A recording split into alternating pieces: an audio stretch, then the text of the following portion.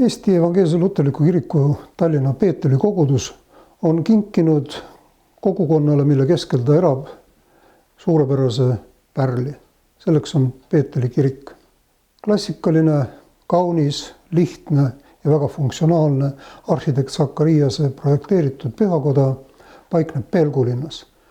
Juba aastast 2000 tegutseb selles kirikus ka kogudusega koostöös asutatud sotsiaaltöökeskus. Sadadele inimestele on selle keskuse kaudu antud abi. Nii hingeabi kui toiduabi.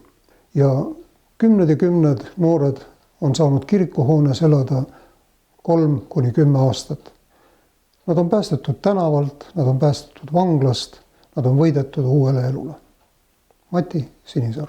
Peeteli kiriku sotsiaalkeskus on pakkunud 1997. aastast abivajajatele lastele toetust hariduse omandamisel.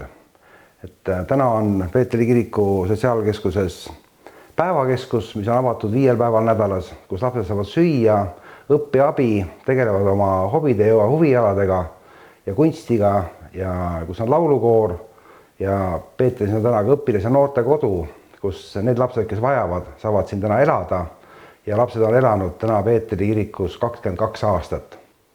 Ja lisaks sellele meil veel kolmas toetusviis on õppetoetusprogramm, mis on siis mõeldud sellistele lastele, kes võib-olla iga päev päevakeskus ei käi ja ka siin ei ela, aga on ka selliseid lapsi, kes sellist toetust vajavad ja nemad siis võimalusel saavad ka väike stipendiumi. Et lapsi on Peetelisse saatnud õpetajad, lastekaitsetöötajad, laste lähedased, naabrid ja tavaliselt ka hoolivad linnakodanikud. Ja on selliseid lapsi, kes on toonud siia oma klassiõdesid, klassivendasid ja on selliseid lapsi, kes on tulnud ja ise abi palunud.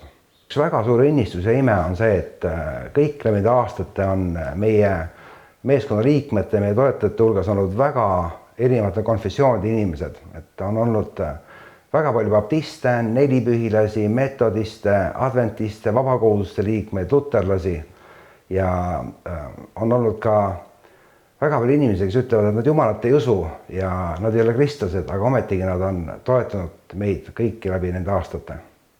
Meile rõõmu teeb kõige rohkem see, et me oleme näinud, kuidas need laste elud, kes siia tulid, on muutunud. Et kui me kunagi tänavalastega alustasime, siis meile öeldi, et neid lapsi ei ole võimalik aidata, et selleks on juba liiga hilja. Ja väga palju rõõmu teevad meile ka, annavad meile need inimesed, kes meid toetavad, et me kohtume selles töös väga imeliste inimestega ja see annab meile iga päev jõudu. Ja ma võin kinnitada, et Jumala tõotus, mis oli 2000 aastat tagasi, mida Jeesuse sõnad, et need töötavad täna täpselt samamoodi, et kui me lastega alustasime, meil ei olnud ei raha ega ruume, see kirik oli filmistuudio ilma akendeta ja vett ei olnud ja elektrit ei olnud. Aga Piiblis on kirjas, et on kirjutatud, et ära karda, et ma olen sinuga ja ma toetan sind ja Jumal on oma tõotusi pidanud ja see on olnud väga suur arm selles töös osaleda. Me oleme väga tänulikud Jumalale kogu selle õnnistuse ja imede eest, mida me oleme siin kogenud läbi need aastate. Me oleme väga tänulikud ka kõikidele inimestele ja kõikidele ettevõtte organisatsioonidele, kes meid on toetanud, sest ilma teieta me kahjuks midagi tehakse ei saa. Te olete suur tänu teile kõigile ja tänu Jumalale.